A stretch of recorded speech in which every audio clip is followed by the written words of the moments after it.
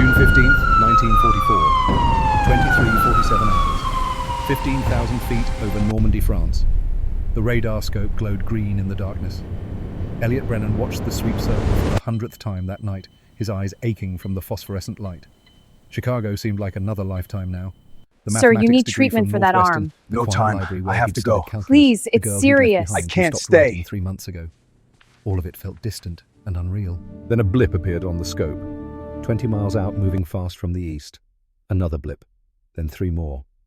5 contacts total, bearing 090 degrees altitude, 15,000 feet speed, 180 knots. Brennan's pulse jumped. His voice came through the intercom steady despite the adrenaline flooding his system. Contact. 5 aircraft. Bearing 090, range 20 miles, Angels 15. In the pilot's seat, Lieutenant Nathaniel Bridger felt his hands tighten on the control yoke. 26-year-old farm boy from Ohio who'd volunteered for this madness. 6 days since D-Day. 6 days since they'd rushed the Black Widows to France. 6 days of waiting for this moment. Behind Bridger, in the top turret, Staff Sergeant Wyatt Dalton from Alabama checked his 450 caliber machine guns for the 3rd time. 22 years old, married to Martha back in Mobile, father to a 4-month-old daughter named Emma he'd never seen. The photograph in his breast pocket showed a tiny face, eyes closed, wrapped in a hospital blanket. His hands shook slightly as he gripped the gun handles. The P-61, a Black Widow, sat in the dark sky like something prehistoric. Serial number 42-5559. 28,000 pounds of aircraft that looked wrong to anyone who understood aviation. Twin booms extending back from the engines like insect legs. A central nacelle housing the crew. Tricycle landing gear that seemed backwards after generations of tail draggers. And that radar dome on the nose, bulbous and awkward, making the whole aircraft look pregnant. The ground crews called it the Beast. The bomber pilots called it unnecessary. The fighter jocks called it a joke. The German pilots who'd seen it didn't call it anything. They were dead. Bridger armed the 4 ANM-2 20mm cannons mounted in the belly. 200 rounds per cannon, 800 rounds total. Each shell the size of a man's thumb, designed to punch through bomber aluminum like tissue paper. Armor-piercing rounds to penetrate the aircraft structure. Incendiary rounds to ignite fuel tanks. High-explosive rounds to detonate inside the target. Together they could put 200 pounds of steel and explosives on target in a 3-second burst. One good burst could cut an aircraft in half. The twin Pratt & Whitney R2800 engines rumbled steadily, 18 cylinders, each 2,000 horsepower per side, 4,000 total horsepower driving the Black Widow through the night sky. The whole airframe vibrated with barely contained power. Everything about the P-61 was excessive. Excessive weight, excessive firepower, excessive complexity, but excessive was exactly what they needed. Bridger pushed the throttles forward. The Black Widow accelerated smoothly, climbing slightly as the huge wings bit into the thin air. 300 miles per hour, 320, 340. In the darkness, they were invisible. No navigation lights, no formation lights, no exhaust flames thanks to the flame dampers installed on both engines. Just 28,000 pounds of death moving through the European night. Range 18 miles, 17, 16. Brennan called out the countdown, his voice calm, mathematical. He'd trained for 18 months on the SCR-720 radar set, learning to read returns, filter false echoes, track multiple targets simultaneously. The radar could see 5 miles in clear conditions, less in rain or heavy clouds. But tonight the sky was clear and the German bombers showed up on his scope like they were lit by searchlights. 15 miles. 14. 13. The Germans were Junkers Ju-88 bombers. Fast, twin-engine aircraft capable of 300 miles per hour, armed with multiple machine guns. Veteran crews who'd been hitting the invasion beaches every night since June 6th. They were coming to bomb the supply ships again, to disrupt the Allied buildup, to kill American soldiers before they could get off the beaches. 12 miles, 11, 10. Bridger turned slightly, positioning the Black Widow for an approach from below and behind. The bomber's blind spot. The German night fighters had taught this lesson over Britain in 1940 and 1941. Come from where the rear gunners can't see you. Get close, kill quickly, disappear before anyone knows you're there. 9 miles, 8, 7. At 6 miles, Bridger could see them. 5 dark shapes against the slightly lighter sky, flying in loose formation, probably from Kampfgeschwader 6, based in Belgium. Good crews, experienced. They'd survived years of combat over Britain, Russia, the Mediterranean. They knew their business. They had no idea death was approaching from below. Bridger throttled back slightly, matching their speed. The gyroscopic gun sight on his instrument panel glowed softly, a revolutionary piece of technology combining radar ranging with ballistic computation. It calculated lead, automatically compensating for target speed, aircraft speed, ammunition, ballistic trajectory, even gravity drop. All Bridger had to do was put the illuminated reticle on the target and squeeze the trigger. 5 miles, 4, 3. At 2 miles, Bridger could see the blue exhaust flames from the Junkers Jumo engines, 12 cylinders per engine, liquid-cooled, designed for reliability over performance. The bombers droned on unaware. No defensive maneuvers, no gunners searching the darkness below them. They thought they owned the night. They were wrong. Range 1 mile. Brennan's voice remained steady. Target locked! Range 0.9 miles! Closure rate 200 knots! At 800 yards, Bridger centered the illuminated reticle on the lead bomber. He could see individual panel lines on the fuselage now. The black German crosses on the wings. The glazed nose where the bombardier sat, probably looking down at the dark French countryside, planning his bomb run. 600 yards, 500, 400. Bridger's finger curled around the trigger. His breathing slowed. The world narrowed to the gun sight, the target, the moment. At 400 yards, he fired. The night exploded. 4 streams of 20mm shells converged on the Junkers. 750 rounds per minute per cannon. 3,000 rounds per minute total. 50 shells per second hammering toward the bomber at 2,800 feet per second. The tracer rounds looked like glowing baseballs floating through space, lazy and gentle. But they were moving faster than most rifle bullets, and each one carried enough explosive power to blow a man's torso apart. The first shells hit the left engine. The Jumo 1211 engine simply disappeared in a spray of aluminum fragments and burning fuel. Pistons, crankshaft, cylinder heads, all transformed into shrapnel in a fraction of a second. The next shells walked across the fuselage. Each impact was a white flash, brief and brilliant. Armor-piercing shells punching through the thin aluminum skin. High-explosive shells detonating inside the crew compartment. Incendiary shells igniting everything flammable. The bomber's center section disintegrated. 2 seconds. 80 rounds fired. A 30,000-pound aircraft transformed into burning fragments falling toward Normandy. The formation scattered immediately. Bombers dove, climbed, turned desperately. Their radio channels exploded with warnings in German. Nachtjäger. Nachtjäger. Night fighter. But which direction? Where was it? They couldn't see the Black Widow. Just darkness, and then their wingman exploding, and then more darkness. Bridger rolled left, following a bomber that broke toward the coast. This pilot was good. He threw his Ju-88 into a diving turn, trying to shake pursuit. The bomber could do 350 miles per hour in a dive fast for such a large aircraft. The P-61 followed easily. Those huge wings that everyone mocked gave the Black Widow a turn radius that shocked pilots used to conventional fighters. The spoilerons, a combination of spoilers and ailerons that Jack Northrop had designed specifically for this aircraft, provided roll rates that seemed impossible for something so heavy. The German tail gunner opened fire. 13mm machine guns spitting tracers that floated past the P-61's canopy like angry fireflies. Wyatt Dalton wanted to return fire, but Bridger's voice came through the intercom. "Hold fire! Save your ammunition!" They closed to 300 yards. The German pilot was skilled, throwing his bomber through maneuvers that would have shaken off most pursuers. Barrel rolls, split S turns, desperate climbs that bled off speed and energy. Nothing worked. Bridger waited, patient, calm. The farm boy who'd spent summers hunting deer in Ohio forests knew how to track prey. Wait for the moment. Don't rush. Let the target make a mistake. The Ju-88 leveled out, trying to build speed in a straight run. The pilot probably thought he'd lost his pursuer in the darkness. Bridger fired a 1-second burst. 20 shells slammed into the bomber's right wing. The fuel tank exploded, a brilliant orange fireball that lit up the sky for miles. The wing tore off at the root and the Junkers cartwheeled into the darkness, burning. 2 down in 90 seconds. The remaining bombers were running for their lives now, diving for the deck, trying to get low enough that the radar would lose them in ground clutter. But Elliot Brennan was an artist with the SCR-720 radar set. 18 months of training hadn't been wasted.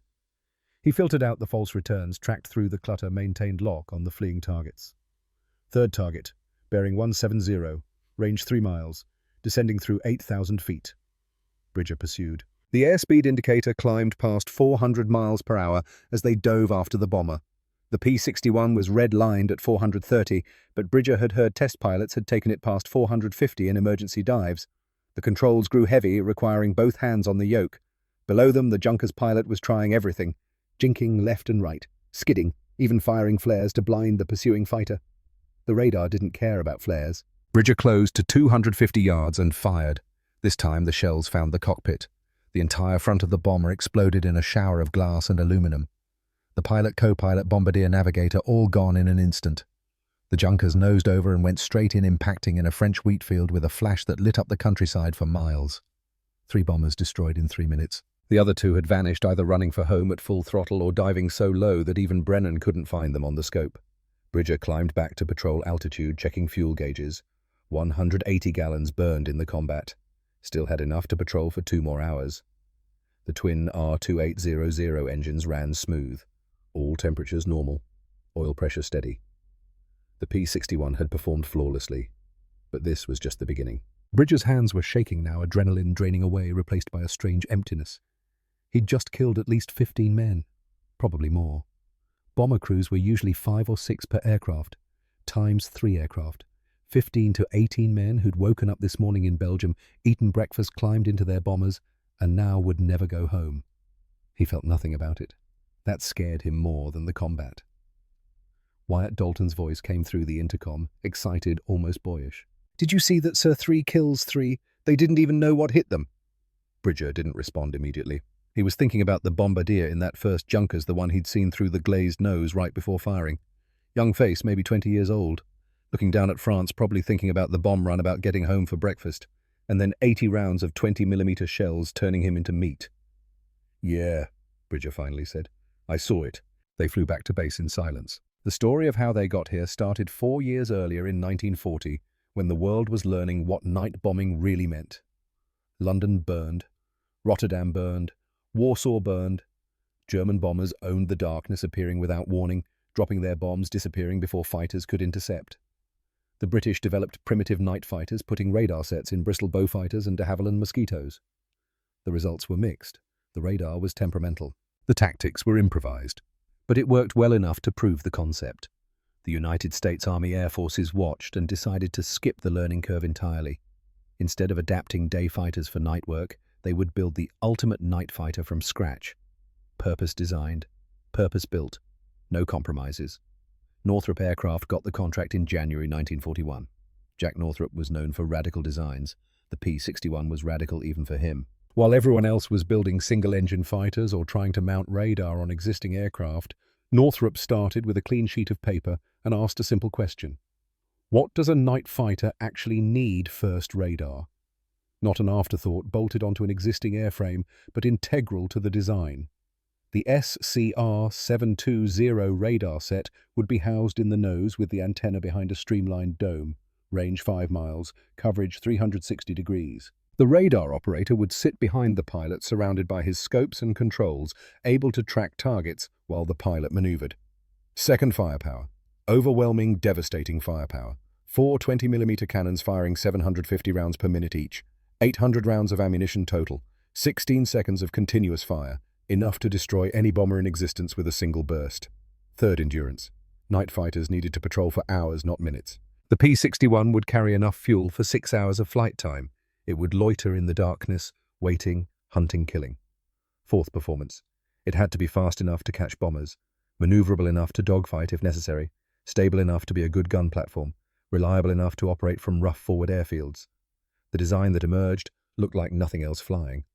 Twin Pratt and Whitney R2800 engines mounted on long booms extending back from the wing. A central nacelle for the crew. Tricycle landing gear for better visibility during ground operations. A remote-controlled gun turret on top carrying 450 caliber machine guns, and that radar dome on the nose. The first prototype flew on May 26, 1942. Test pilot Vance Breese took it up from Northrop's facility in Hawthorne, California, and immediately discovered problems.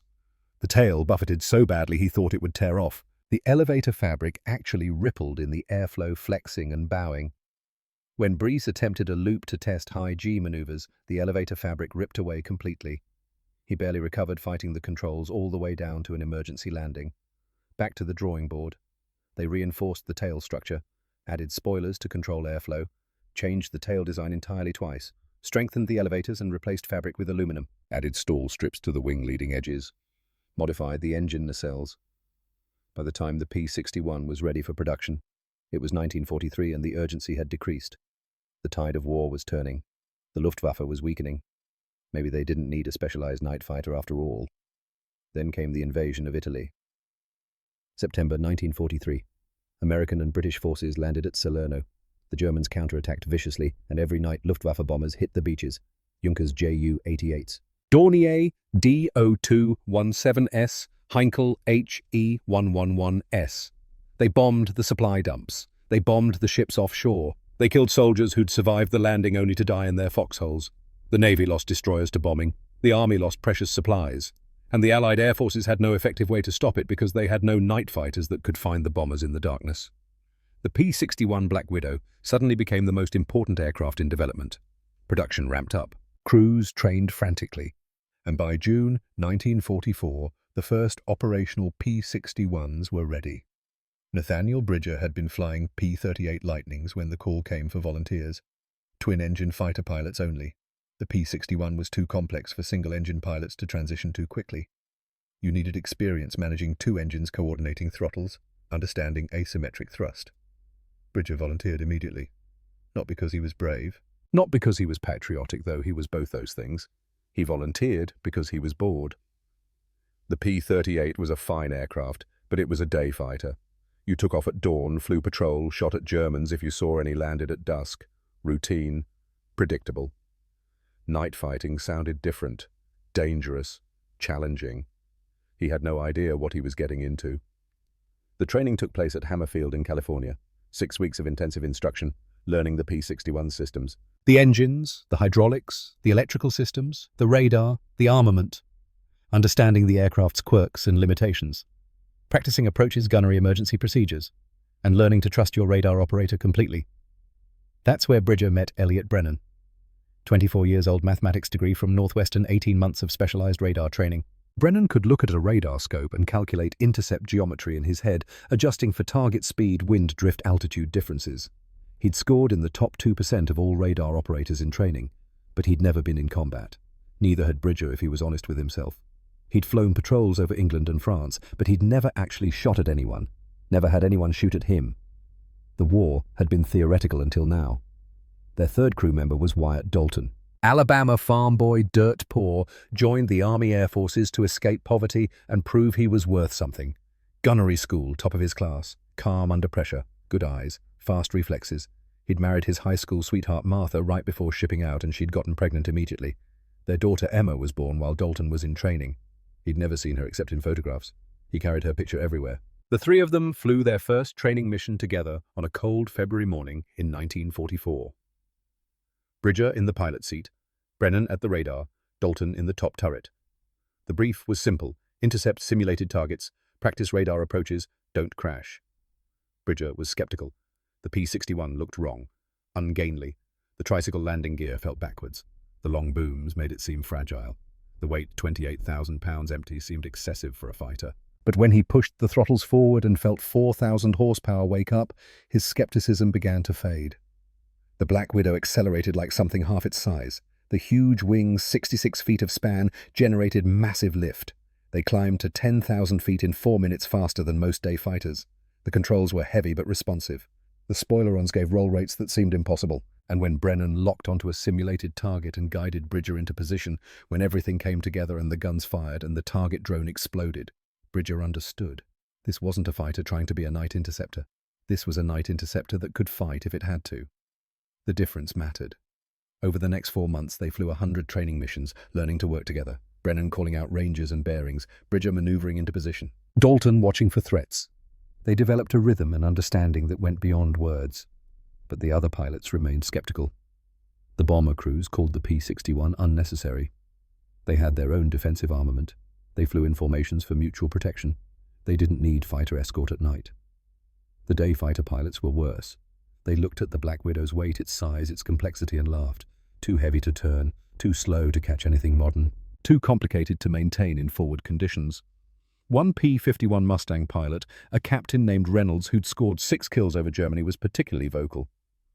"That thing's a freight train with wings," he said loud enough for everyone in the briefing room to hear. "First time it tries to maneuver, it'll snap its own wings off." Bridger said nothing. but he remembered. 3 days later, they staged a mock combat exercise. 4 P-51 Mustangs against 1 P-61 Black Widow. The Mustangs would try to intercept and shoot down the night fighter. Standard fighter tactics. Use their speed and maneuverability to dominate. Captain Reynolds led the Mustangs. The exercise began at 15,000 feet, the Black Widow orbiting lazily, while the Mustangs climbed to altitude. Reynolds split his formation, 2 aircraft high, 2 low classic pincer attack. Brennan picked them up on radar at 12 miles. 4 contacts, 2 high at Angels 18. 2 low at Angels 12, range 11 miles and closing. Bridger turned toward the threat accelerating. The P-61's top speed was 366 miles per hour slower than the P-51's 440. But in the vertical plane, those huge wings made all the difference. The first 2 Mustangs dove to attack. Bridger pulled up to meet them, trading speed for altitude. The P-61 climbed like it weighed nothing, the 4,000 horsepower and massive wing area defying physics. The Mustangs flashed past below, missing their shot. Bridger rolled inverted and pulled through, following them down. The spoiler-ons snapped the Black Widow into a roll faster than the Mustang pilots expected. Bridger got tone on Reynolds' wingman-simulated kill with the gun camera. 1 down. The other 2 Mustangs tried to bracket him, 1 on each side. Classic scissors maneuver. The P-61 should have been trapped too slow to disengage, too heavy to outturn them.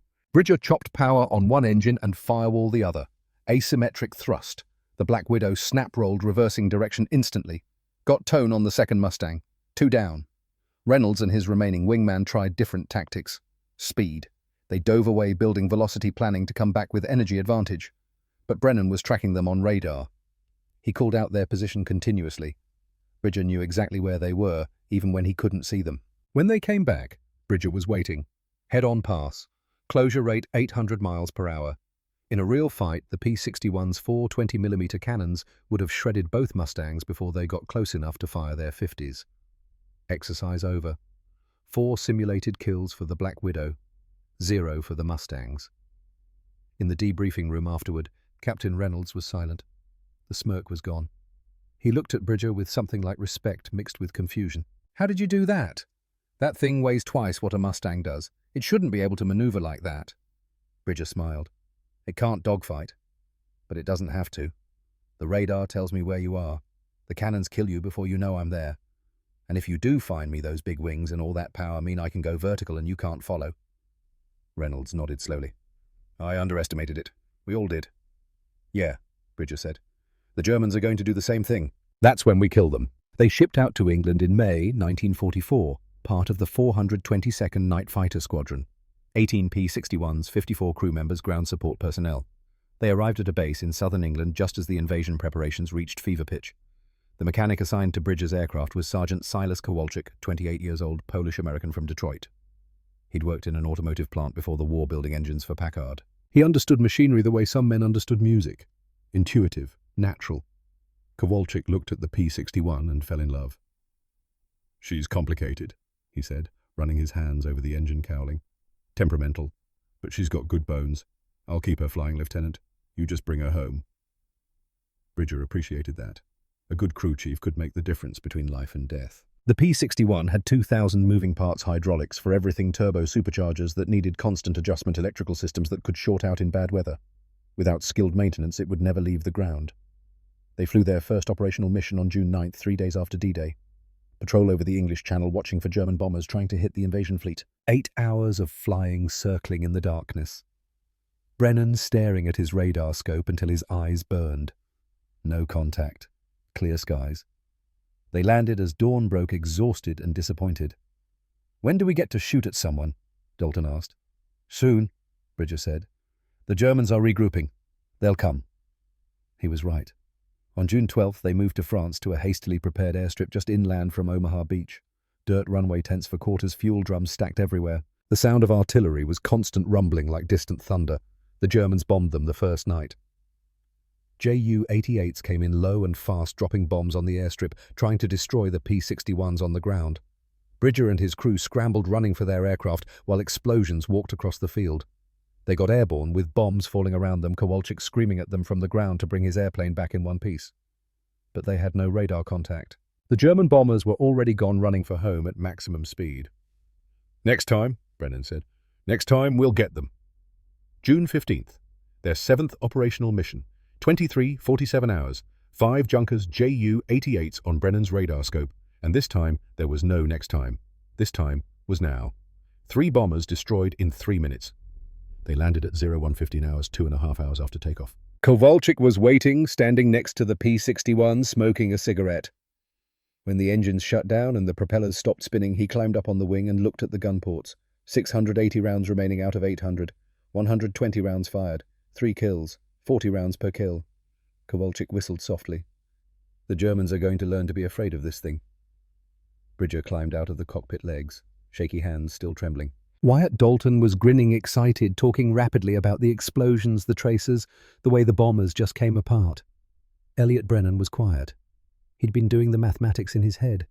40 rounds per kill. Each round weighed about half a pound. 20 pounds of metal and explosives per aircraft destroyed, times 3 aircraft. 60 pounds of ammunition to kill 15 to 18 men.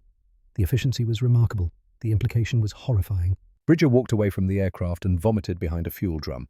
Nobody saw him, or if they did, they pretended not to. Combat affected everyone differently. When he came back, Kowalczyk handed him a canteen of water. "First time's always hardest," the mechanic said. "How many times have you killed someone?" Bridger asked. "Never. I just fix the machines. You're the one who pulls the trigger." Bridger nodded. That was true. He'd pulled the trigger. He'd killed those men, not the aircraft, not the cannons. Him.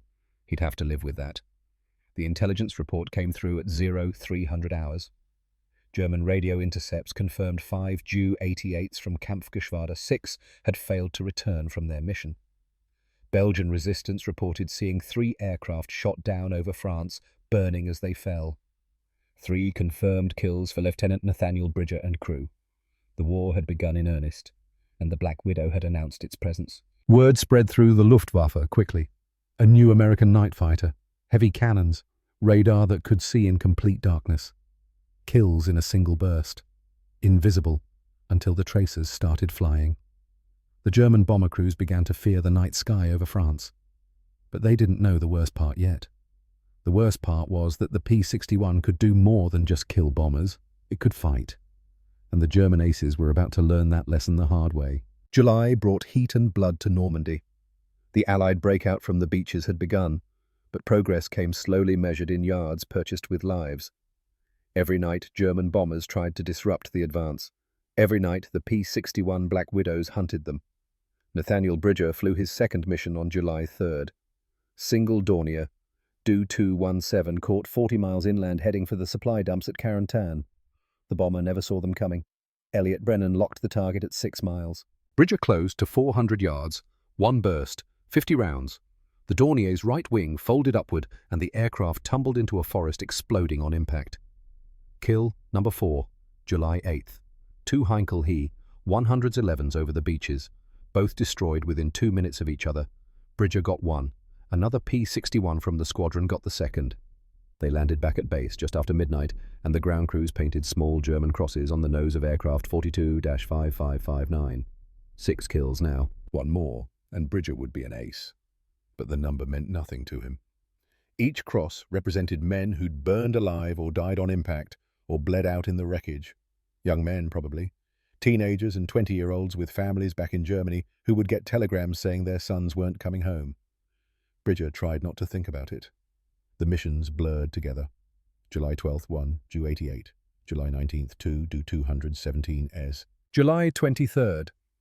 Another Ju-88 that tried to run and almost made it to Belgium before Brennan's radar found it in the darkness. July 27th. A Heinkel flying so low it was nearly scraping the treetops trying to avoid radar detection. Didn't work. Brennan picked it up at 3 miles and Bridger shot it down over a farmer's field near Caen. 15 missions in 6 weeks, 10 confirmed kills. The other P-61 crews were having similar success. The 422nd Night Fighter Squadron was establishing a reputation. The beast that everyone had mocked was proving its worth in German blood. But something else was developing too. The crew was becoming a unit. A brotherhood. It happened gradually, the way all important things happen, small moments accumulating into something larger. Wyatt Dalton showing Bridger another photograph of baby Emma, now 5 months old, smiling at the camera. Elliot Brennan, calculating that they'd flown 127 combat hours together, which meant they'd survived 7,620 minutes when any single minute could have killed them all. Sergeant Kowalczyk, working through the night to repair flak damage fabricating parts from scrap metal when proper replacements weren't available. They started eating meals together, playing cards in the tent they shared, writing letters home while sitting around the same kerosene lamp. Small rituals that meant everything.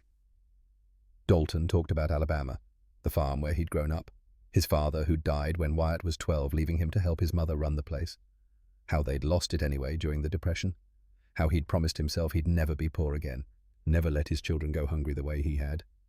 "When I get home," Dalton said one night, shuffling cards, "Emma's going to be walking, maybe talking. I'm going to teach her to read.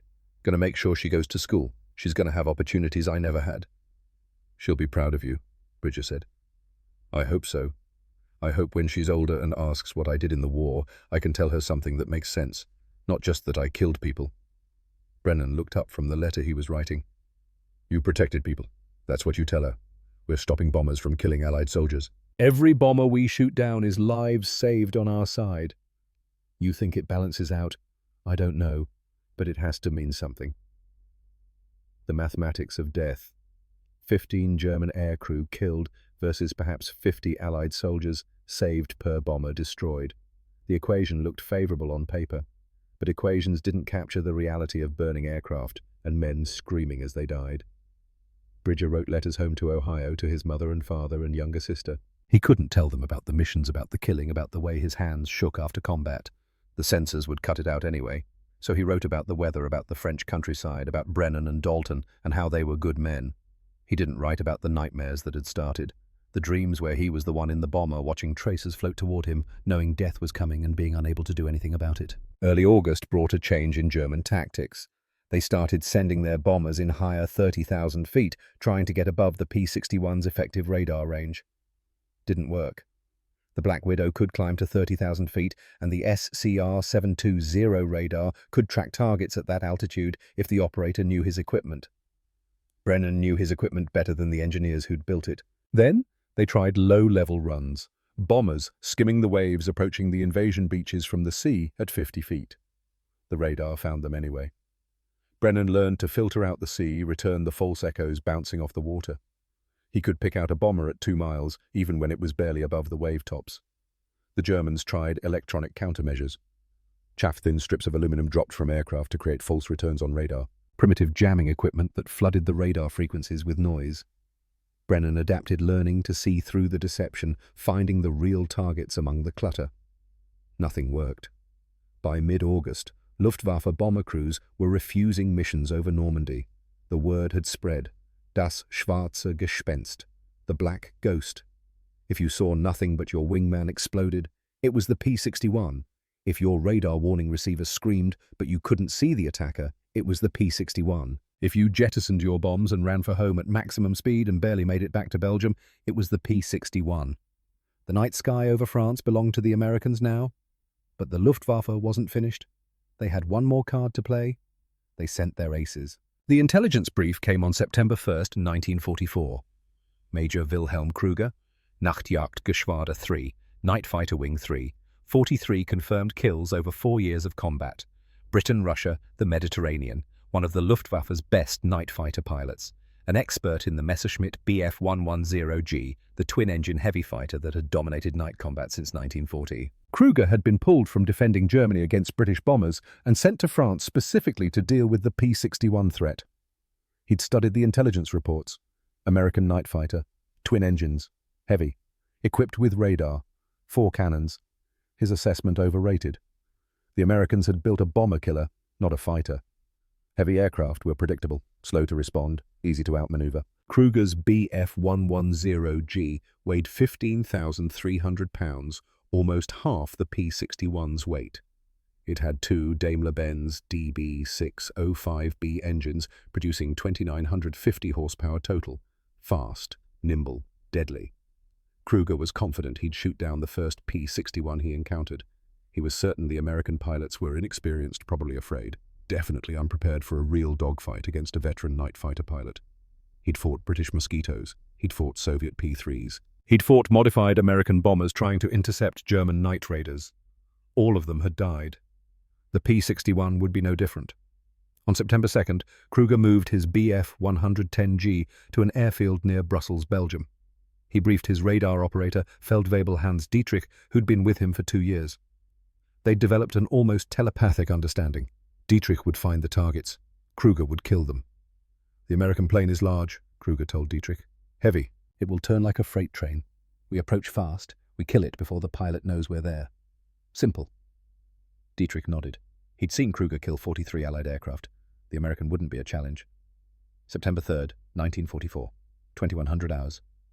Kruger took off from Brussels, heading southwest toward the Allied lines. His Bf-110G carried two 30mm Mk108 cannons, firing 60 rounds per minute, and two 20mm Mg151 cannons, firing 750 rounds per minute. The 30mm shells could blow a fighter's wing off with one hit. The 20mm provided volume of fire.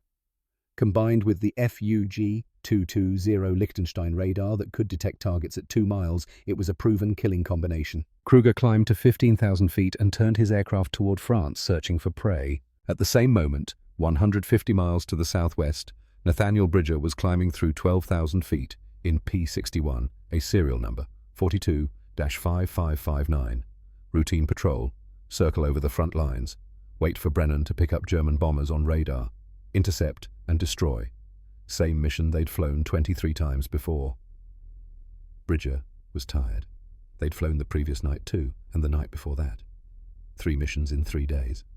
His eyes felt gritty. His back ached from sitting in the cramped cockpit. He wanted coffee and sleep and maybe a shower, though the facilities at the forward airfield barely qualified as functional.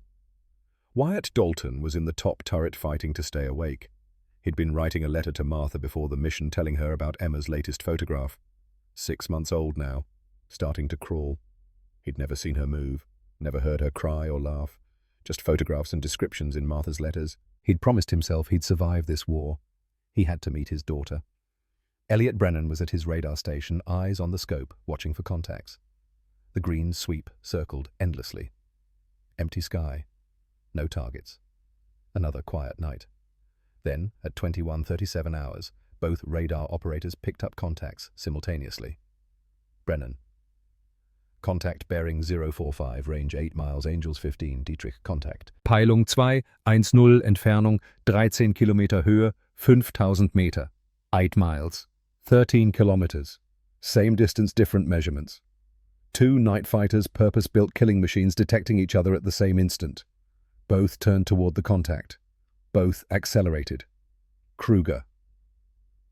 American night fighter. Finally. Let's show them how real pilots fight. Bridger. German night fighter, probably Bf-110. Could be good. Stay sharp. Distance 7 miles. Closure rate 600 miles per hour. Both aircraft doing 300 closing head-on. 6 miles. Kruger pushed his throttles to maximum. The 2 DB605B engines howled, propellers biting the air, Bf-11 OG accelerating to 340 miles per hour. 5 miles. Bridger did the same. The twin R2800 engines roared 4,000 horsepower, driving the heavy Black Widow forward. 350 miles per hour, 360, 4 miles. Brennan's voice calm. Closure rate 600 knots. Time to contact 90 seconds. Dietrich's voice excited. Annäherungsrate 1000 Stundenkilometer Kontakt in 1,5 Minuten. 3 miles. Both pilots could see the faint glow of the other's exhaust now. 2 sets of twin engines burning blue-white in the darkness. Kruger expected the American to break off, to maneuver for position, to try to use his radar advantage.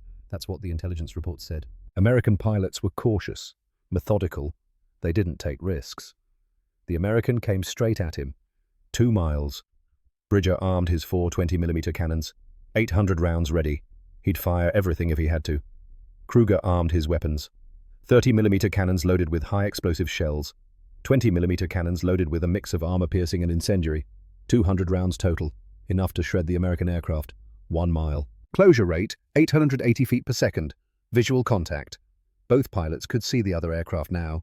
Silhouettes against the slightly lighter sky. Twin-engine fighters closing at suicidal speed. Half mile. 3 seconds to contact. Both opened fire. The night exploded in tracers. German cannons, yellow-white flashes from the 30mm, red streaks from the 20mm. Shells the size of beer bottles and shells the size of a man's thumb, all traveling at 3,000 feet per second.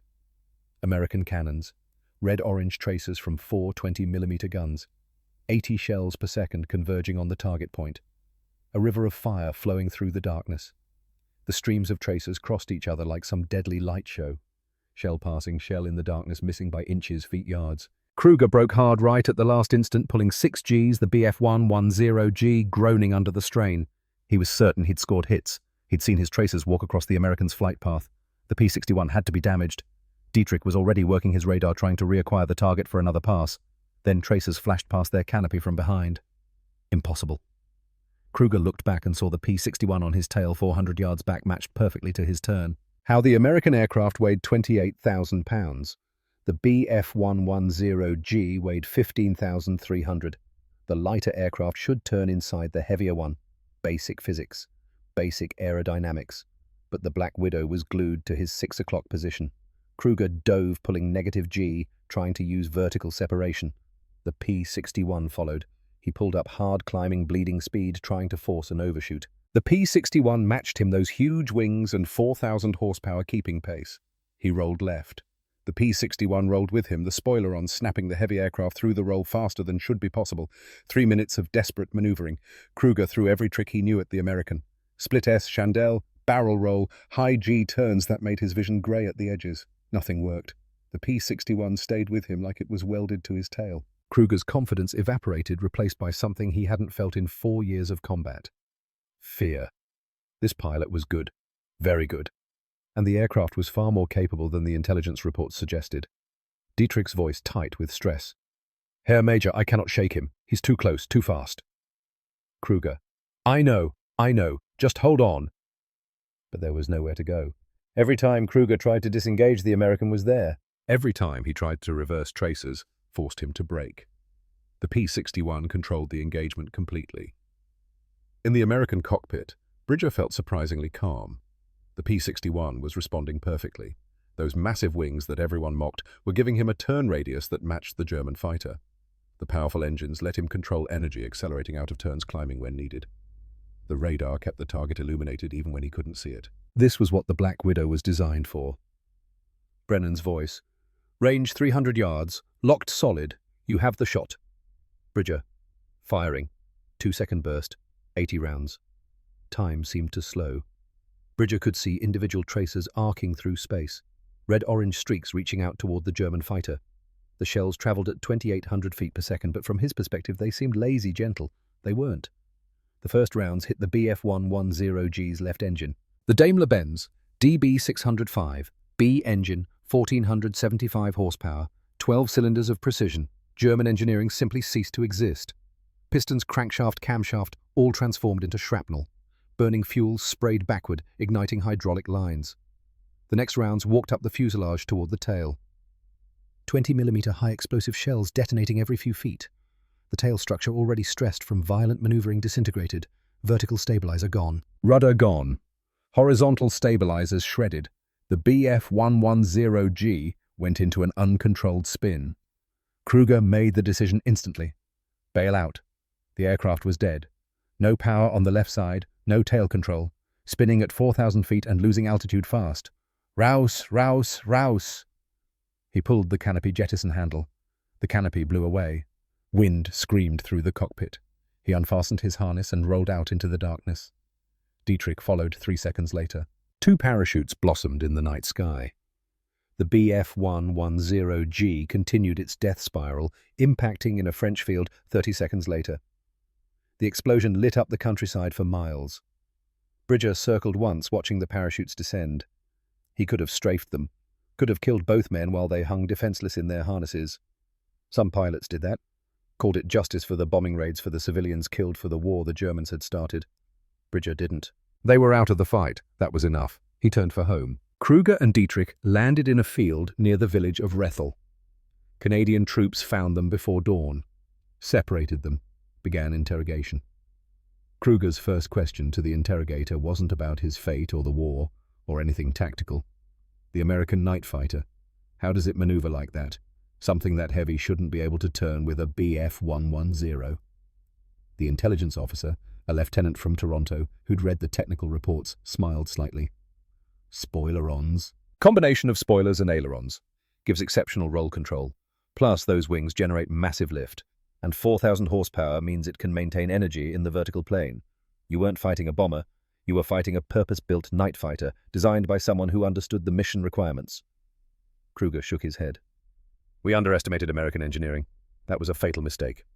For you, yes. For 42 other Luftwaffe aircrew who've encountered P-61s, yes. The question is whether the rest of your Air Force will learn before it's too late. They wouldn't. Bridger landed at 01:15 hours. Kowalczyk was waiting as always, cigarette glowing in the darkness. How'd she do? Perfectly. Dog fought a Bf-110. German ace, probably. Shot him down. Kowalczyk climbed up to inspect the aircraft. Found 3 small holes in the left boom where German cannon shells had passed through without hitting anything critical. Hydraulic line, fuel line, control cable, all missed by inches.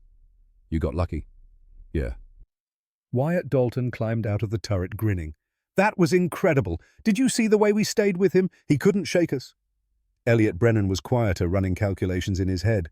They'd fired 80 rounds. At 750 rounds per minute per gun, that was 2 seconds of firing time. 2 seconds to shoot down an aircraft flown by a veteran pilot with 43 kills. The efficiency was remarkable. The implication was that they were getting very good at killing. The official confirmation came through channels 3 hours later. German radar operator captured near Rethel identified the pilot as Major Wilhelm Kruger, NJG 343, confirmed victories. American P-61 victory confirmed. Bridger's 10th kill. He was an ace now. Double ace, actually. The squadron commander wanted to throw a party, wanted to bring in photographers, wanted to make Bridger the poster boy for the night fighter program. Bridger refused. I don't want a party. I just want to do my job and go home. You shot down one of their best pilots. That's worth celebrating. I killed a man who was probably very good at his job and had a family waiting for him in Germany. There's nothing to celebrate. The commander looked at him for a long moment, then nodded. Get some rest, Lieutenant. You've earned it. But Bridger couldn't rest. He lay in his bunk, staring at the canvas tent ceiling, thinking about the dogfight. Kruger had been skilled, experienced. He'd done everything right. And it hadn't mattered. The P-61 was simply better. Better radar, better firepower, better performance than the intelligence report suggested. Superior technology defeating superior experience. That should have felt like victory. Instead, it felt like murder with extra steps. September became October. The front lines moved east. The 422nd Night Fighter Squadron moved with them, operating from captured German airfields, from grass strips bulldozed out of French farmland, from anywhere they could find 5,000 feet of reasonably flat ground. The missions continued. Bombers fell. German aircrew died. The kill count climbed. But something new appeared in October. V-1 flying bombs. The Germans had been using them against London since June, terror weapons designed to kill civilians. Now they redirected them toward military targets. Antwerp, the port city in Belgium that was supplying the entire Allied advance. Every night, V-1s launched from sites in Holland, flying at 400 miles per hour at 3,000 feet, carrying 1,870 pounds of Amatol explosive. Each one that got through killed dozens of people, destroyed supplies, slowed the advance. The P-61s were tasked with hunting them. It was different from hunting bombers. The V-1 had no crew to kill, no pilot to fear death. It was just a machine following a programmed course. Shoot it down and you saved lives without the guilt of killing. But it was also more dangerous. The V-1 carried 1,870 pounds of explosives. Get too close when it detonated and the blast would tear your aircraft apart. Bridger developed a technique through trial and error. Approach from directly behind at the same altitude. Match speed. Fire from 400 yards. Then brake hard up and away, climbing to get above and beyond the explosion radius. The first V-1 he shot down was on October 4th. Brennan picked it up on radar, distinctive return signature, small and fast. Bridger closed to 400 yards, seeing the characteristic shaped stubby wings pulse jet engine on the tail breathing fire. 1 second burst, 20 rounds. The V-1's fuel tank exploded, and Bridger pulled up hard 4 Gs, feeling the pressure suit squeeze his legs to keep blood in his brain. The explosion happened 400 feet below and behind. The P-61 shook from the blast wave but stayed intact. 1 V-1 destroyed. Lives saved in Antwerp. October 11th, 3 V-1s in one night. Bridger shot down all 3, perfecting his technique. 400 yards, 1 second burst break upward. Kowalczyk calculated that they'd saved perhaps 200 civilians with those 3 intercepts. The mathematics of life now instead of death. It should have felt better. It didn't. Because on October 17th, the mathematics stopped mattering. On October 17th, the war became personal in a way it hadn't been before. On October 17th, everything changed. The mission brief was routine. Stuttgart, German rail yards. Intel reported increased Luftwaffe activity bombers staging through the area. P-61S would patrol intercept anything that moved. Bridger, Brennan and Dalton took off at 2200 hours. Fuel load 165 gallons. Ammunition 800 rounds. Weather clear, visibility good, but heavy flak expected over the target area. Wyatt Dalton climbed into the top turret before takeoff. He'd received a letter from Martha that morning. Emma was 6 months old now, starting to babble, making sounds that might be words. Martha had written, "She's trying to say Dada. I tell her about you every day. She's going to know her father." Dalton had read that letter 5 times, memorizing every word. He'd written back immediately, telling Martha he'd be home soon, telling Emma he loved her, even though she couldn't read yet. He carried both letters in his breast pocket as they climbed to altitude. 22:37 hours. 15,000 feet over Stuttgart. The German anti-aircraft batteries opened fire. 88mm guns, 105mm heavy guns, shells with contact fuses and proximity fuses and time fuses. They filled the sky with explosive death black smoke puffs that appeared without warning, shrapnel traveling at thousands of feet per second. The German gunners were good. They'd had years of practice. They bracketed the P-61 immediately. Shells bursting at 15,000 feet, then 14,800, then 15,200, walking their fire, adjusting for wind and altitude, trying to find the range. Bridger jinked left then right, changing altitude constantly, making himself a difficult target. A shell exploded 100 feet below the aircraft. Close enough to hear the detonation over the engine noise. Close enough to feel the blast wave rock the airframe. Shrapnel whistled past. Most of it missed. One piece didn't. A fragment from an 88mm shell. 3 inches long, half an inch wide, jagged steel that had been part of the shell casing before the explosion. It travelled upward at 2,000 feet per second, tumbling, losing velocity as it climbed. By the time it reached the P-61, it was moving at perhaps 500 feet per second. Still fast enough. It punched through the thin aluminum floor of the top turret, penetrated Wyatt Dalton's left thigh, severed the femoral artery. Dalton felt the impact, felt sudden heat, looked down and saw blood impossibly dark in the dim turret lighting spreading across his flight suit. His voice on the intercom confused more than afraid. I'm hit bad." Bridger. "How bad can you apply pressure?" Dalton tried, put his hands over the wound. The blood came through his fingers hot and slick. Too much blood. The pressure was wrong. Every heartbeat pumped more blood out through the severed artery. His blood pressure 120/80. Normal. Then 100/70. 90/60, 70/40. The human body contains 5 liters of blood. Dalton was losing it at approximately 1 liter every 2 minutes. Brennan unbuckled and climbed back toward the turret, trying to reach Dalton in the cramped space.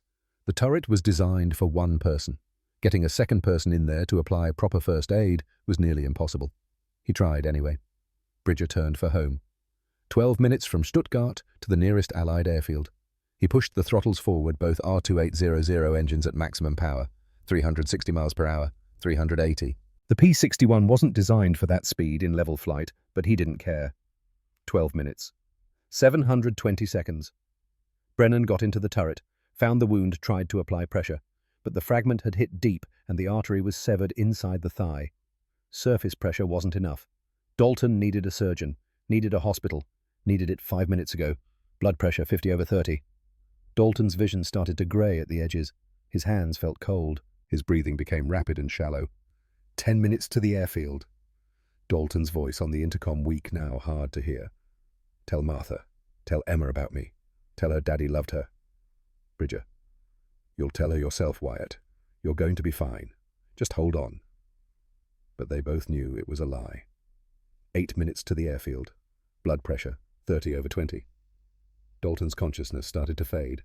The cold spread from his hands to his arms, his chest. His heart was racing, trying to maintain pressure, trying to circulate blood that was no longer there. 6 minutes. Brennan held Dalton's hand, talked to him, told him about Chicago, about the girl who'd stopped writing about anything to keep him conscious. Dalton whispered something.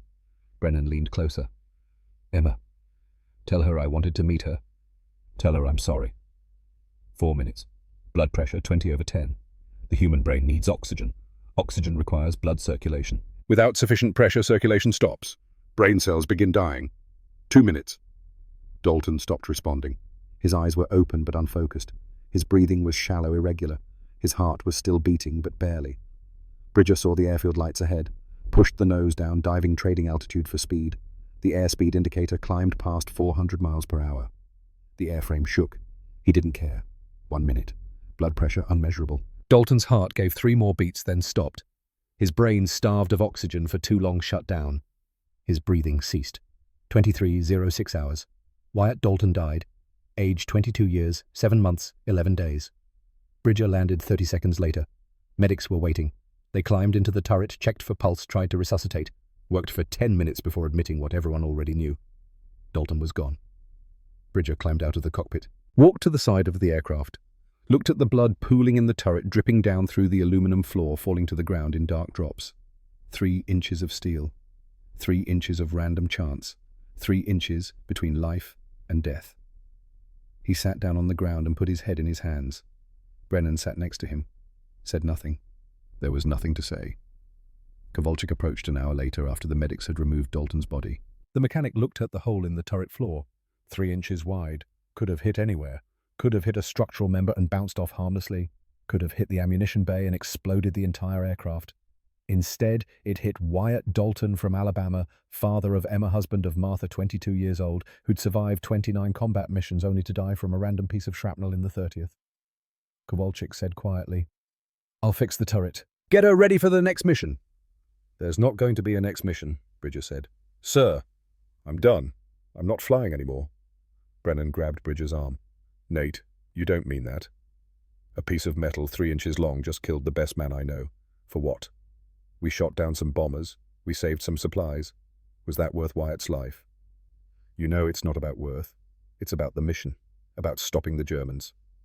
Bridger laughed bitterly. "The Germans. Right. Like the pilot I shot down last month. Kruger. 43 kills.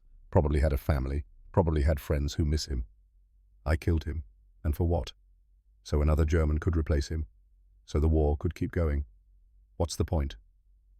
Brennan didn't have an answer. They sat in silence as dawn approached.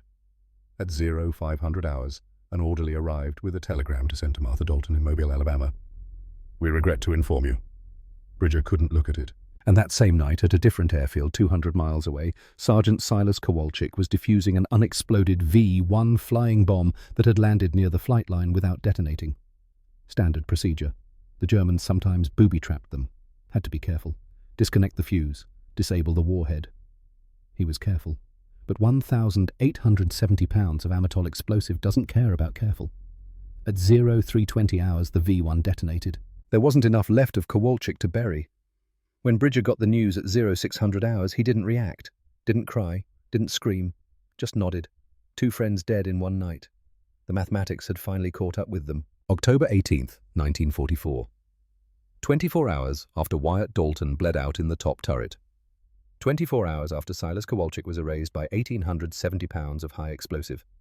They assigned a replacement gunner that morning. Bridger didn't ask his name, didn't want to know. The kid climbed into the turret that Kowalczyk had repaired the night before he died. The blood was gone. The 3-inch hole was patched. Fresh aluminum covered the spot where Wyatt's femoral artery had pumped his life away over 12 minutes. The aircraft had no memory, no grief, just metal and hydraulics waiting for the next mission. Bridger envied the machine.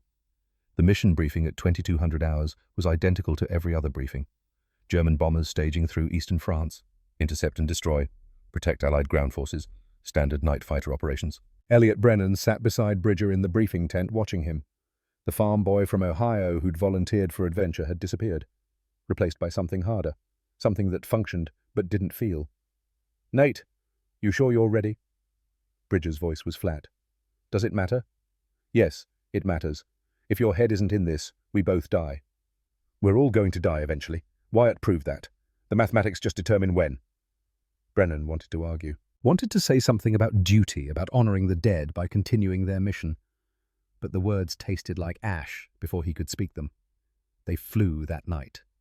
2 Junkers Ju-88s over.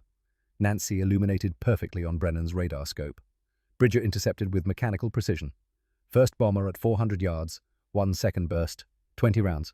The Ju-88's left wing folded upward and the aircraft tumbled into a forest. Second bomber 2 minutes later, same approach. Same burst, same result. 80 rounds total. 2 aircraft destroyed. Perhaps 10 German aircrew dead. Bridger felt absolutely nothing. That frightened him more than combat ever had. The missions blurred together through late October and November. Every 2 or 3 days, the orders came.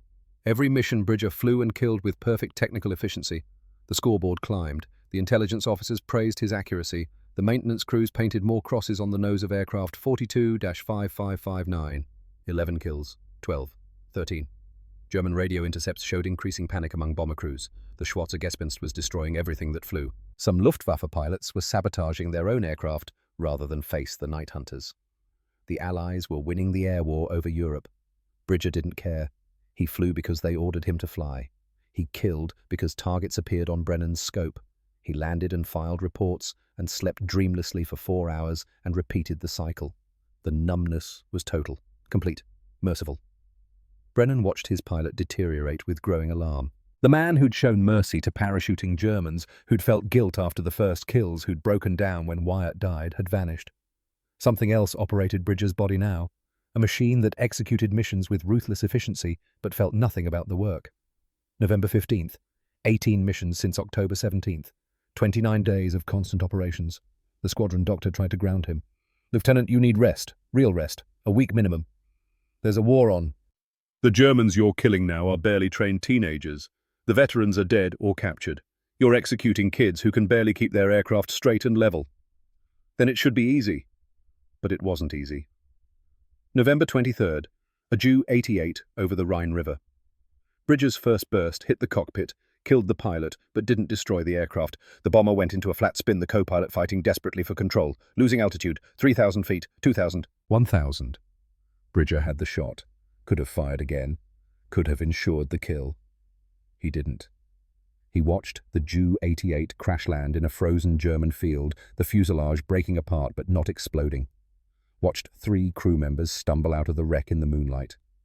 Teenagers, 17, maybe 18 years old, too young to shave. Too young for this. The old Bridger would have felt relief. The new Bridger felt vague disappointment that they might fly again. Brennan's voice crackled through the intercom. "You had the kill. Why didn't you take it? They're out of the war." "Are they? Or are you losing your edge?" Bridger didn't answer. Couldn't answer. They landed at 0200 hours. Bridger walked past the scoreboard without looking at the numbers. Brennan caught up with him outside their tent. "We need to talk." "About what?" "About the fact that you're trying to get yourself killed." Bridger stopped walking, turned slowly. "What are you talking about? You're taking unnecessary risks, flying too close to flak, chasing targets too low, pushing the aircraft beyond limits. It's like you're waiting for the right piece of shrapnel to find you, like you want to join Wyatt and Kowalczyk." "That's ridiculous." "Is it?" Brennan's voice rose. "Because from where I sit watching you fly every night, it looks like suicide by increments. You're just waiting for something to go wrong." "You don't know what you're—" Brennan grabbed Bridger's jacket, pulled him close. "Wyatt told me something 2 days before he died. Made me promise. He said if anything happened to him, I had to make sure you got home to Ohio. Said you were the best pilot he'd ever seen, and you deserved to survive this war. Wyatt's dead. Promises to dead men don't count." "They count to me." Brennan shoved him backward. "And they should count to you." "You think dying makes you a hero? You think Wyatt wanted you to throw your life away feeling sorry for yourself? He wanted you to live. He wanted you to go home and tell Emma about her father, about how brave he was, about how he talked about her constantly, even though he'd never met her."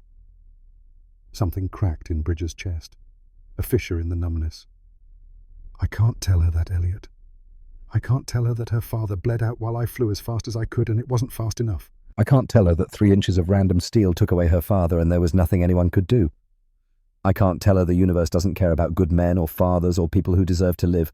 It just kills whoever's standing in the wrong place at the wrong second. Then tell her he loved her."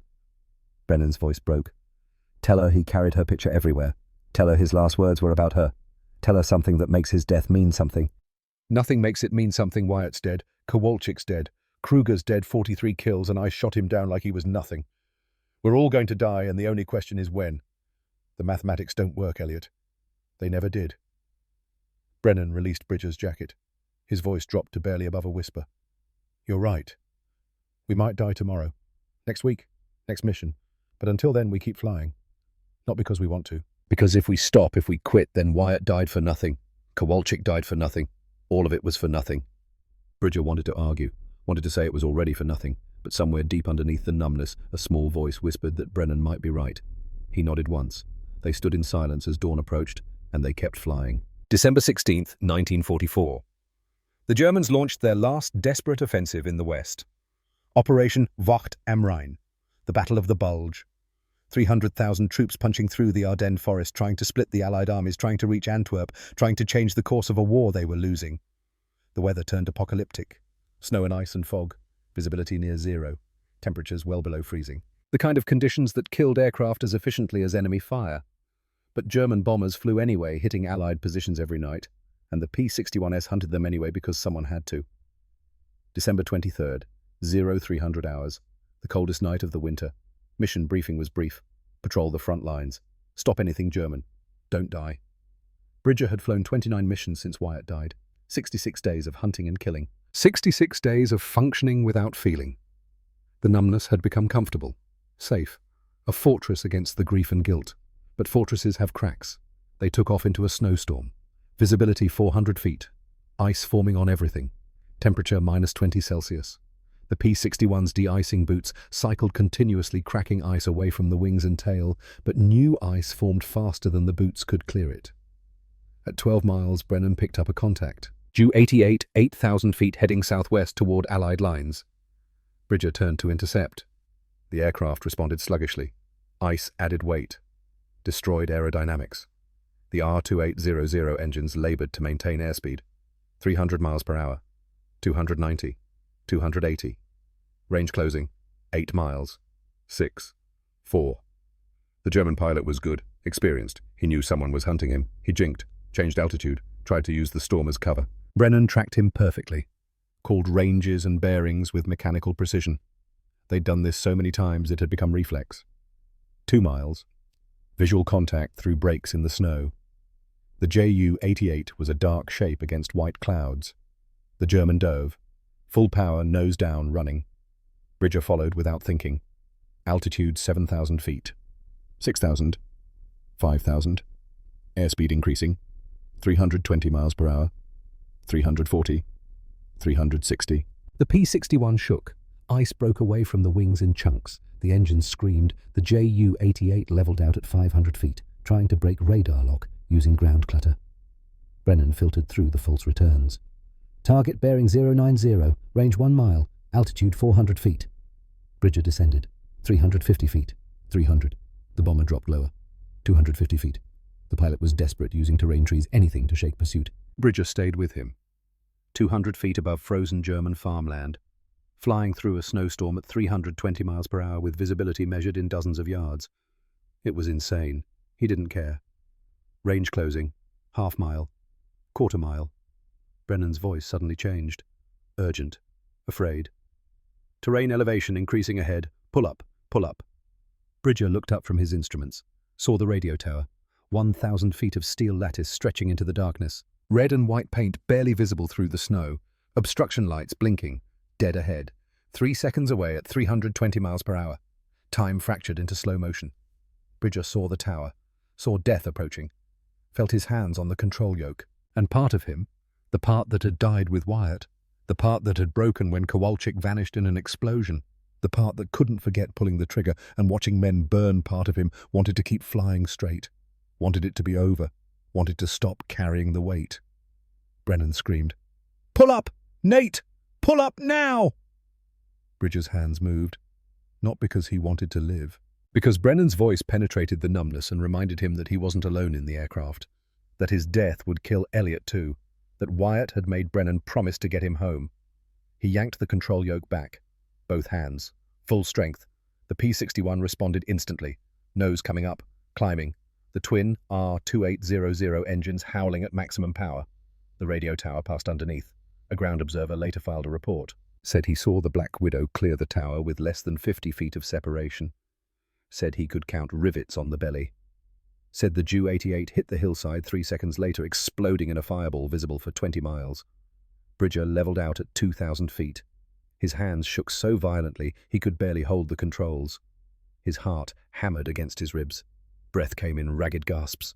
Sweat froze on his face in the cold cockpit. He'd almost died. 50 feet from disintegrating against a radio tower at 320 miles per hour. And the realization that crashed through him was worse than the fear. He'd seen the tower. Some part of him had recognized the danger before Brennan's warning, and he'd almost made a choice, almost chosen death. Brennan's voice was shaking. Jesus Christ, Nate. We almost died. I know. You didn't see it. You were focused on the target. You weren't. I saw it, Elliot. Silence filled the intercom. Long, heavy, terrible. You saw it? Yeah. And you almost didn't pull up. Bridger couldn't answer. The truth was too awful to speak aloud. They flew back to base in silence, landed at 0400 hours, shut down the engines, sat in the darkness. Brennan spoke first. His voice was quiet, gentle, the way you'd talk to someone standing on a ledge. You wanted to hit that tower. No, I didn't care if I did. That's the same thing. Brennan unbuckled his harness, turned to face Bridger in the cramped cockpit. Wyatt didn't want you to die. He specifically, explicitly told me to make sure you got home. Those were his last words to me before that final mission. If something happens, make sure Nate survives this war. And you're disrespecting his dying wish by chasing death every time we fly. I'm not chasing. Yes, you are. Brennan's control broke. Tears streaked his face. You're flying reckless. Taking insane risks. And tonight you almost killed us both because you're so busy feeling guilty. You forgot that other people need you alive, that new kid in the turret whose name you won't learn. He almost died tonight because you don't care anymore. The fortress cracked. Bridger felt something he hadn't felt in 2 months. Pain. Real, raw, unbearable pain. I can't do this anymore, Elliot. I can't keep killing people. I can't watch more friends die. I can't pretend any of this matters when good men die and bad men survive, and it's all just random chance and mathematics. It matters because we're still breathing. Brennan grabbed Bridger's shoulders. It matters because Wyatt wanted us to be breathing. Every bomber we stop is American soldiers who don't die. The equation works, Nate. We're saving lives. By taking them. I've killed 17 people, 17 aircraft, maybe 100 men total, and for what the war keeps going. Germany keeps fighting. More kids get sent up in obsolete bombers. When does it end? When we win. And we're winning because pilots like you are stopping their bombers. That's what matters. Bridger's voice dropped to a whisper. I killed Kruger. 43 victories. Veteran pilot. Probably had a family. And I killed him because my aircraft was better. Not because I was braver or smarter. Just because American industry built a superior machine. What does that make me? A soldier doing his job. It makes me a murderer with better tools. They sat in the cold aircraft as the eastern sky began to lighten. Brennan tried to find words that would heal the wound. Failed. Some damage went too deep for words to reach. But something changed in Bridger that night. Not healing, not acceptance, but a decision. He'd keep flying, not because he believed it mattered, not because the numbness had lifted, but because Wyatt had asked Brennan to keep him alive, and Brennan was asking him to honor that promise. He owed Wyatt that much, even if he couldn't forgive himself for surviving when Wyatt hadn't. January 1945 brought the final Allied push into Germany itself. The Luftwaffe was dying. Fuel shortages grounded most units. Experienced pilots were dead or captured or reassigned to defending the Reich. The replacements were children 16 and 17 years old with 40 hours of training flying obsolete aircraft held together with salvaged parts and desperation. Killing them felt like murder. Bridger did it anyway. January 12th. A Ju-88 that couldn't maintain altitude. The aircraft bobbed erratically, climbing and diving. Bridger closed to 300 yards and saw the pilot's face in the moonlight. A teenager. Terrified. Fighting controls he barely understood. One burst. 40 rounds. The bomber exploded. The boy never knew what killed him. 14 confirmed victories. February 9th.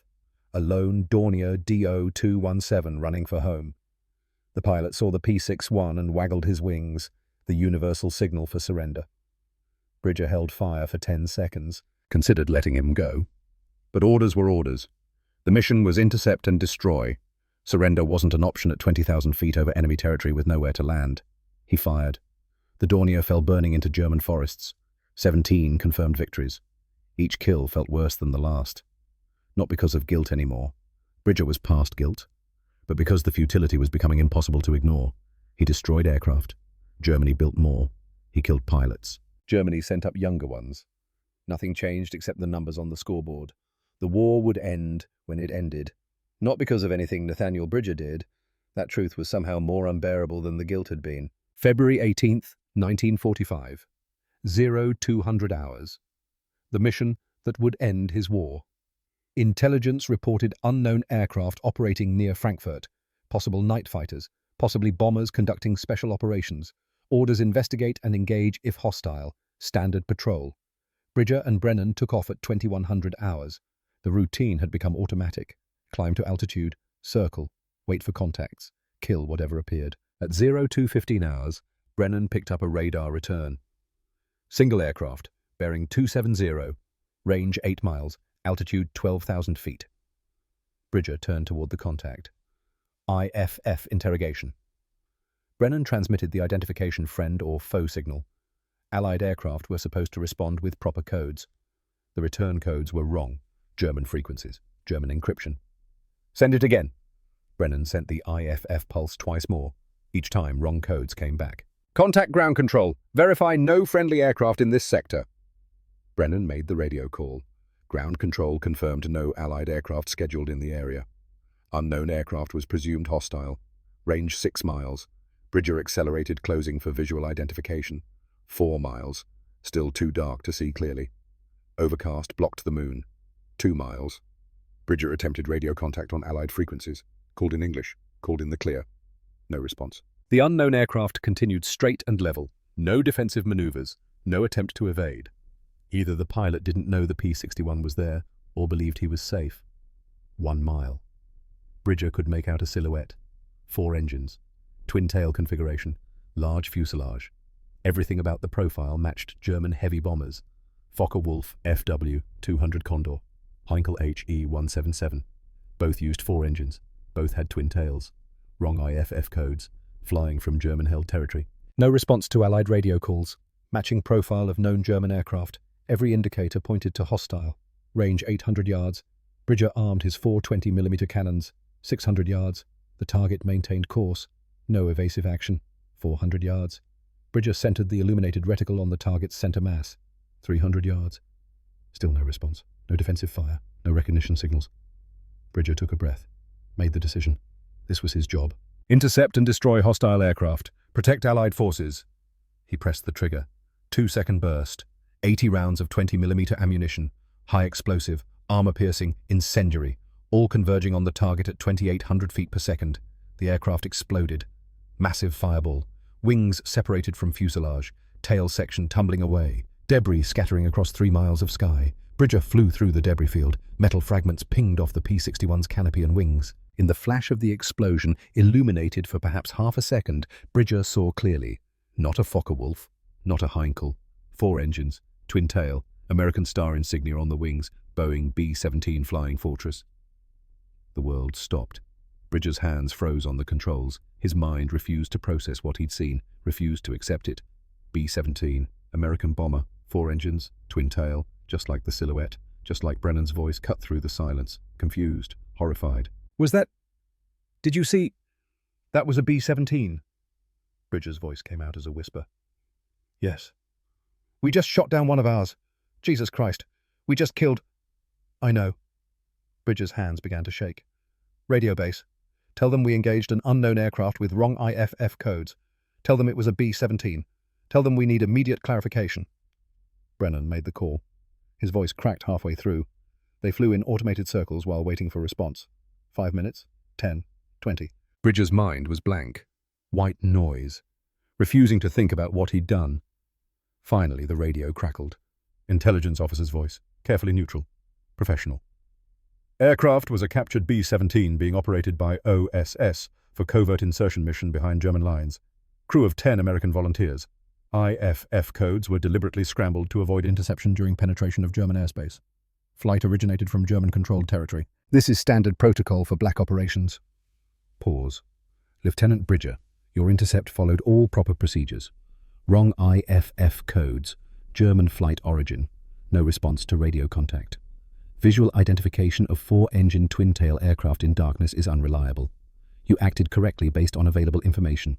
This incident will be classified as friendly fire due to operational security failure. You are not at fault. But Bridger knew better. 10 Americans. Dead. Not by German fire. Not by accident. Not by mechanical failure. by Nathaniel Bridges' decision to press the trigger. They landed at 0250 hours. Bridger shut down the engines and sat motionless in the cockpit. 15 minutes passed. 20. He couldn't make himself move. When he finally climbed out, the squadron commander was waiting. "Lieutenant Bridger, I've reviewed the incident report. Intelligence is correct. You followed procedure. Everything indicated hostile." The OSS shouldn't have scrambled IFF codes without informing Night Fighter Command. This was their failure, not yours. Bridger looked at him, really looked at him, saw the commander's mouth moving, heard words about procedure and protocols and operational security. None of it mattered. "I made the decision, sir. I pressed the firing button. 10 Americans are dead because of my actions. That's my responsibility. You made the correct decision based on available intelligence." Wrong codes. German origin. No radio response. What else could you have done? Not fired, waited, verified, forced them to land. Something. Anything except killing 10 men on my own side. In combat, hesitation kills lieutenant. You did your job. Bridger shook his head slowly. My job was to protect Americans. I killed 10 of them. I can't fly anymore, sir. I'm done. You're exhausted. You've been in continuous combat since June. 56 missions. Take a week off. Rest. We'll discuss. There's nothing to discuss. Bridger's voice was flat, final. I'm not getting in that aircraft again. I'm not killing anyone else. German, American, anyone. I'm done. The commander studied him for a long moment, saw something in Bridger's eyes that made him nod. Understood. Report to medical for evaluation. You're officially grounded pending psychological review.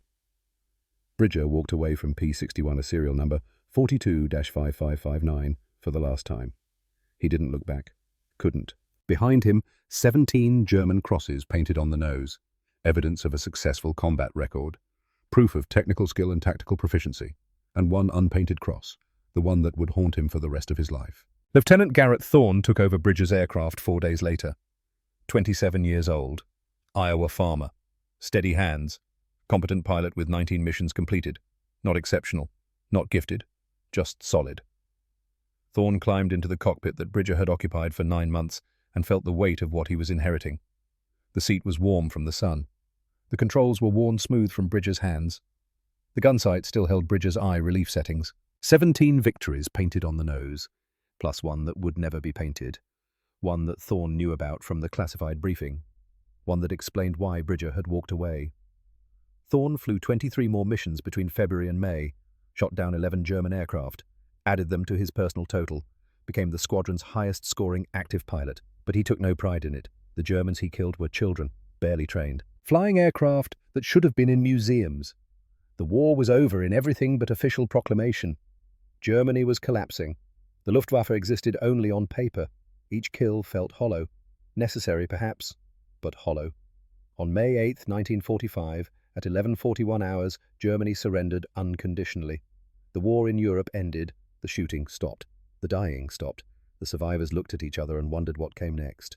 The 422nd Night Fighter Squadron compiled final statistics: 127 German aircraft destroyed, 18 Phi-1 flying bombs destroyed, 31 P-61 Black Widows lost to all causes, 93 American aircrew killed, kill ratio 2.7 enemy aircraft destroyed for every friendly loss, the best ratio of any American night fighter unit in the European theatre. But statistics couldn't measure what the survivors carried home, couldn't quantify the nightmares, couldn't calculate the cost of pulling triggers in darkness and watching men burn. Nathaniel Bridger sat in a medical tent on May 8th when they told him Germany had surrendered. He felt nothing.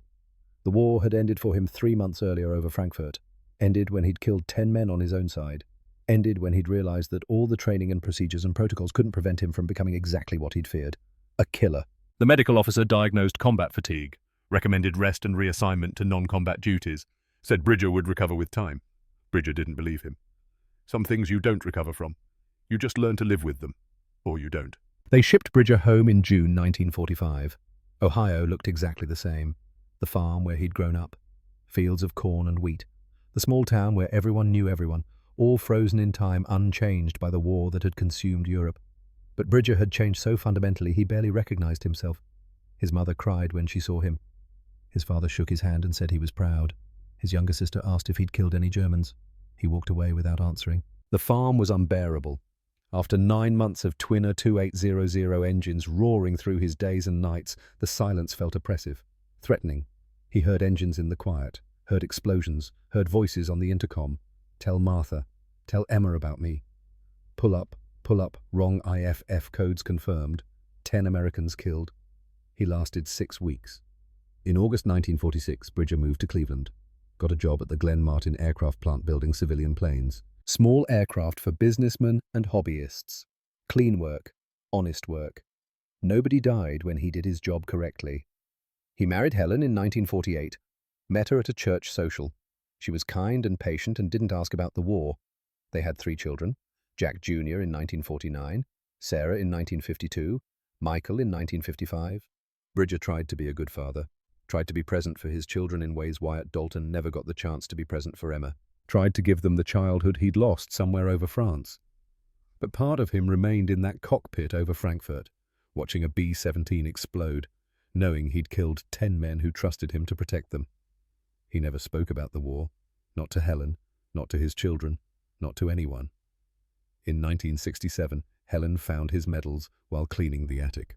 Distinguished Flying Cross, Air Medal with 12 oak leaf clusters, European African Middle Eastern Campaign ribbon with 5 battle stars. All carefully wrapped in newspaper and hidden in a shoebox behind the Christmas decorations. She brought them downstairs, asked about them. These were from the war. Yes. Were you decorated? Were you a hero? Bridger looked at the medals for a long moment. I was a pilot who killed people. These are what they give you when you're good at it. But you fought for your country. You protected people. I killed 17 Germans and 10 Americans. The medals don't distinguish between them. Helen never asked again. The nightmares continued, 3 or 4 times each week, flying through explosions, seeing B-17 markings flash in firelight, watching Wyatt bleed out, hearing Kowalczyk scream as the V-1 detonated. Bridger woke screaming. Helen held him at first, eventually stopped asking what the dreams were about, eventually moved to a separate bedroom so his nightmares wouldn't wake the children. Some distances can't be bridged with love. In 1975, an invitation arrived.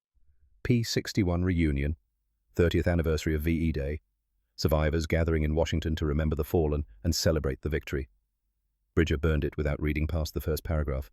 He didn't want to remember, didn't want to celebrate, didn't want to hear other pilots talk about their kills like they were proud accomplishments instead of ghosts that never stopped screaming. But his son, Jack Jr., found the ashes. Dad, you should go. You should see your old friends. They're not friends. They're men I served with. There's a difference. The invitation mentioned a special guest, a German pilot you fought, Wilhelm Kruger. Bridger's chest tightened. The ace. 43 victories. The man Bridger had shot down over the Rhine in September 1944. The man who was supposed to be dead. I'll go, Bridger said quietly. The reunion was held at a hotel near the Pentagon. 24 P-61 veterans, most in their 50s now. Some looked elderly, some appeared unchanged. All carried the same weight behind their eyes. Wilhelm Kruger was 61, grey hair, slight build, civilian clothes that hung loose on his frame. He'd spent 2 years in a Canadian POW camp, then returned to a divided Germany where his skills as a fighter pilot had no value.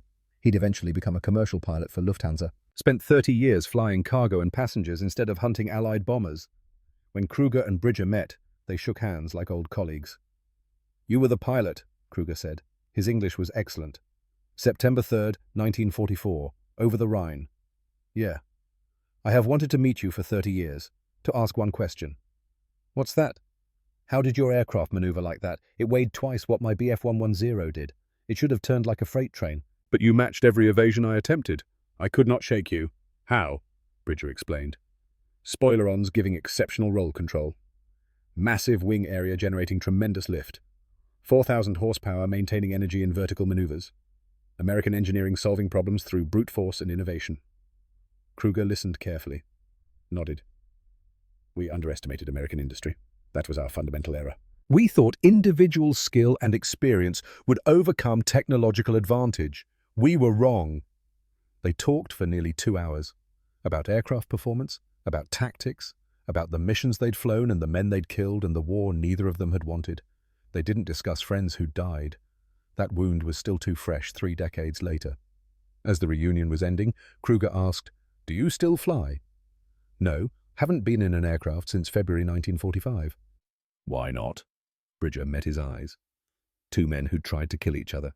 Two survivors who'd outlived better men through luck and chance. Because every time I think about flying, I remember bombers exploding. I remember a B-17 I shot down by mistake. 10 Americans dead because I followed procedure. I can't get back in a cockpit carrying that weight." Kruger nodded slowly, understanding without judgment. "I flew commercially for 30 years after the war. Every takeoff, I wondered if this would be the flight where the universe balanced the accounts, where I paid for the 43 men I killed. It never happened. I retired last year. I still wonder. Does it get easier? The guilt. No, you simply learn to function despite it, or you don't, and it destroys you slowly." Kruger paused. "We were soldiers. We followed orders. We did terrible things because our countries demanded it. Does that absolve us? I don't know. I will die not knowing." They shook hands again before parting. Two old warriors who understood each other better than anyone who hadn't killed could understand. Bridger's health declined through the 1980s. The nightmares worsened. He started drinking to sleep. Whiskey, bourbon, whatever dulled the memories enough to close his eyes without seeing explosions. Helen noticed the bottles hidden in the garage, confronted him, begged him to get help. He pushed her away. In 1987, the Veterans Administration finally gave his condition a name: post-traumatic stress disorder. They said he should have been treated decades earlier. Offered therapy, medication, support groups. It helped marginally. The nightmares decreased from 7 nights per week to 4. He reduced his drinking, started sleeping in the same room as Helen again. But the guilt never diminished, never faded, never released its grip. 17 German aircraft destroyed, 10 Americans killed by mistake. Wyatt Dalton dead from random shrapnel, Silas Kowalczyk erased by an explosion. All of it connected to Nathaniel Bridger's hands on triggers and his decisions in darkness. On April 14th, 1993. At 3 a.m, Nathaniel Bridger died in his sleep. Heart failure, 74 years old. His last dream was of flying through fire, watching a B-17 explode, knowing he was responsible. Helen found him at dawn, called their children, made the arrangements. The obituary in the Cleveland Plain Dealer was brief. Nathaniel Bridger, 74, WW2 veteran. Survived by wife, Helen and children, Jack, Sarah and Michael, 7 grandchildren. Services: Friday at Holy Cross Cemetery, in lieu of flowers, donations to Veterans Mental Health Fund. Nothing about 17 victories, nothing about the Distinguished Flying Cross, nothing about shooting down a German ace, nothing about the German families who lost fathers and sons to his cannons, nothing about Wyatt bleeding out, nothing about 10 Americans dying by his mistake, nothing about 48 years of nightmares and grief, just World War II veteran, as if that explained everything. After the funeral, Bridger's children cleaned out the house, in the attic beneath decades of accumulated boxes and forgotten belongings. Jack Jr. found his father's logbook, leather-bound, pages yellowed with age, entries in neat pencil handwriting. Date, mission time, target, result. Emotionless data concealing a lifetime of trauma. The entries stopped on May 8, 1945, but at the bottom of the final page, written in shakier handwriting years later, was a final note: war ended. "We survived. Wyatt didn't. Kowalczyk didn't. 10 Americans I killed didn't. Was it worth it? I destroyed 17 enemy aircraft, saved lives by stopping bombers. The mathematics say I did more good than harm, but mathematics don't account for faces in dreams, for the randomness of who lives and dies, for carrying the weight of decisions made in darkness. I don't know if it was worth it. I'll never know. All I know is I made choices and men died, and I have to live with that until I don't." Note. Jack Jr. read it and wept. His father had carried that burden for 48 years without speaking of it once. The logbook was donated to the National Museum of the United States Air Force. It sits in their archives now, unread, except by occasional researchers who don't understand what the neat columns really mean. The P-61 Black Widow that Bridger flew, serial number 42-5559, was scrapped in 1949. The aluminum was melted down and recycled, possibly became part of civilian aircraft, possibly became cookware or car parts. The metal retained no memory of the missions flown or the men who died. But 4 P-61s survived in museums. The one at the Smithsonian National Air and Space Museum sits in a dimly lit corner of the World War II Aviation Gallery. Most visitors walk past it toward the more famous aircraft, the Spitfire, the Mustang, the B-17 Flying Fortress. Occasionally someone stops, reads the placard P-61, a Black Widow, Northrop Aircraft Company, 1944, first American aircraft designed from inception as a night fighter, SCR-720 radar, 420mm cannons, crew of 3, 127 enemy aircraft destroyed European theatre. Many crew members did not return home. In 2019, Bridger's grandson stood before that aircraft, 24 years old. Never knew his grandfather, who died 4 years before he was born. His father had told him, "Your grandfather was a war hero," but the war destroyed something inside him. He came home, but he never really came home. The grandson touched the cold aluminum fuselage, tried to imagine a 26-year-old farm boy from Ohio sitting in that cockpit, hunting in darkness, killing men he couldn't see, watching friends die, living with decisions that had no good answers. He couldn't imagine it. Nobody who hasn't lived it can. The German pilots stopped laughing after those first bursts of 20mm cannon fire shredded their formations over Normandy. They learned to fear the American night fighter with its invisible radar and devastating firepower. They learned that technology and industrial might could overcome experience and skill. But the Americans who flew the Black Widow learned something far darker. They learned that victory and survival are not the same thing, that you can win every battle and still lose yourself. That killing, even when justified and necessary and sanctioned by nations, exacts a price that compounds across decades.